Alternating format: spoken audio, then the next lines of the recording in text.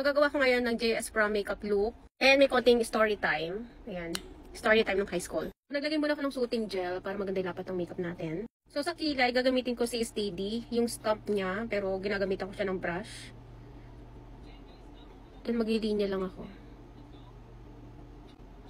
So ganyan lang. And then ibabrush ko siya.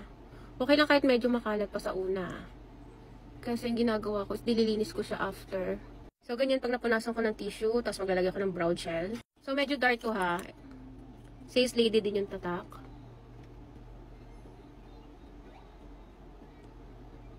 Kaya konti-konti lang ilagay natin. So, nililinis ko lang siya ulit ng concealer para mas ma-define yung kilay. And, ganyan na siya. So, nawala na yung story time ko. So, nung high school, wala talagang nag-ayos sa akin ng JS Prom ko. As in, ako lang. And ang gamit ko lang is lipstick and polvo lang. Tapos, nung mismong party na, walang gustong sumayaw sa akin. So, ikaw ba naman, di ba? Ang gaganda ng mga classmate mo, pero ikaw polvo at lipstick lang.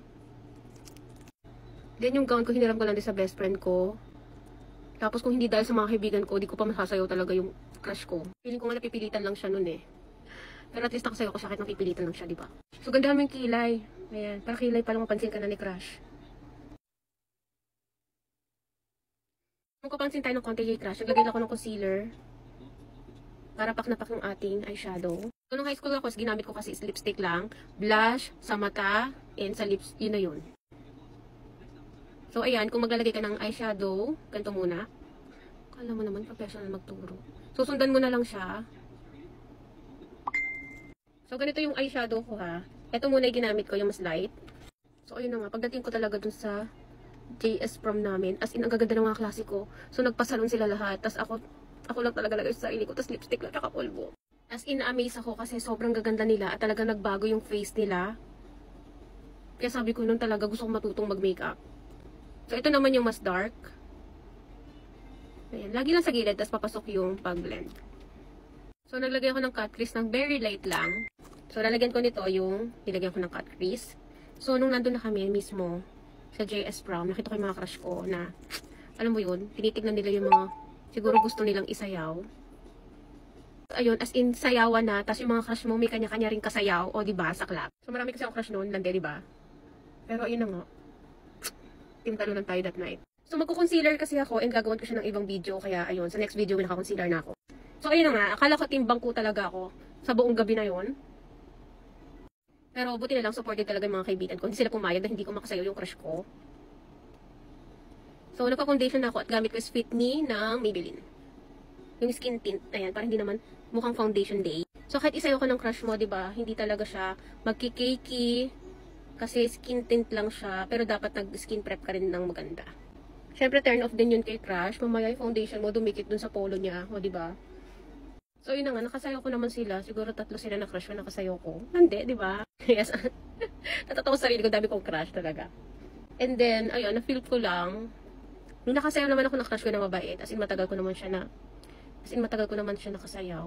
Pero, yung dalawa ata doon, as in, parang feeling ko nagmamadali. So, sabi ko, oh, sige, okay na. So, ayan, nag-contour lang ako. At gamit ko din yung Says Lady, yung ginamit ko sa kilay. Ayan, ganyan ako mag-contour. And nung high school, di ba, polvo lang naman tsaka lipstick yung gamit ko. So, wala akong contour talaga nun.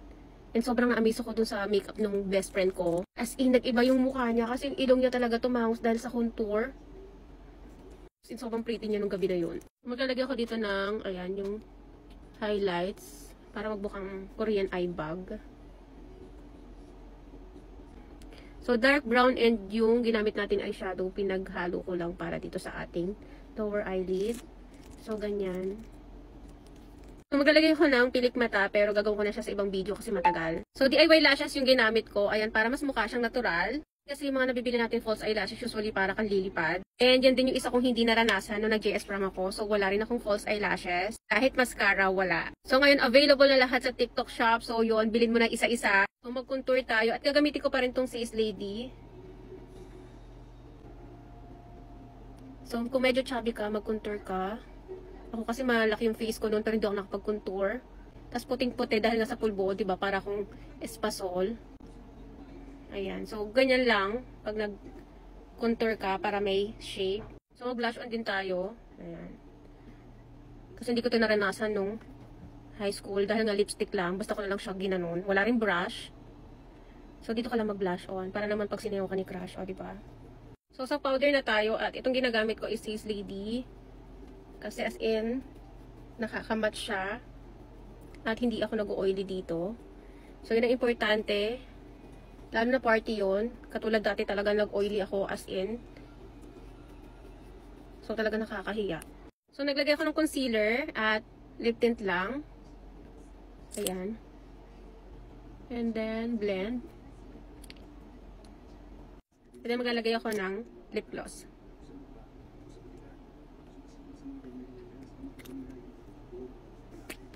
And ito na siya. So, get ready crush. Charing. So, mag-base lang ako and I'll be back. So, this is the final look. And bahala na kayo kung anong gusto nyo gawin sa hair nyo. And pero yung makeup, o diba, fresh lang. So, syempre, mas recommended ko ang lip tint. Ayan. Mas nagtatagal kasi siya. So, how I wish na ganito yung look ko nung high school, pero hindi. Ayan. Pero ang pinaka-sad nung high school ako, hindi ko talaga nakasayaw yung pinaka-ultimate crush ko. Kasi wala naman nakaalam na crush ko siya. Ayan lang. So, ayan, ready na tayo for JS Prom. Ay, lumalabas yung lakon ba yan?